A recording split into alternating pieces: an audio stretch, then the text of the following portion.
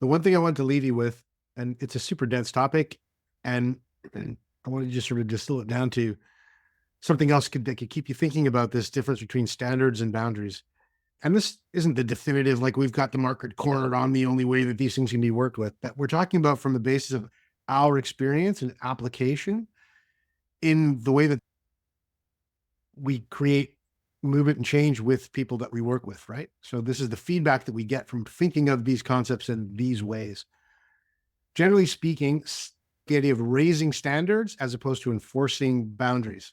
Not that boundaries are bad or standards are better, but they work together in a very particular way. So generally, the idea of any boundaries that you put up and you demarcate that are fueled and connected by your own values as determined by you tends to make those boundaries more effective. And think about a fence as a boundary or a wall as a boundary, right? It can be used to keep something out, to keep what's behind it safe. It can also be used to keep something that's behind it away from you because what's behind it is deemed dangerous. So when we connect the idea of boundaries to standards, it starts to really get clear why standards are about your own values and controlling your own behavior based on those values. And boundaries are about controlling the behavior of others. If we connect that to the idea of dynamics of safety, right?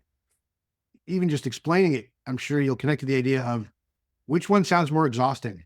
I'm only going to be safe and valuable in the world if I can go out into the world and control other people's behavior, or I'm going to be safe and valued in the world if I'm in command and can go out into the world and control my own behavior, particularly in the difference between reactions and responses.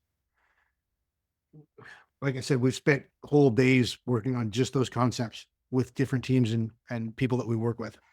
Wanted to give you another thing to think about so that when you leave here tonight, you've got another thing to consider. Okay. We're not saying that we're right about this. In fact, we love when people push back and say, well, I think of it this differently. It doesn't matter what the words are. It doesn't matter what our definitions are compared to yours. What matters is that they spark new possibility and create new questions in your mind that give you the opportunity to create more space for yourself.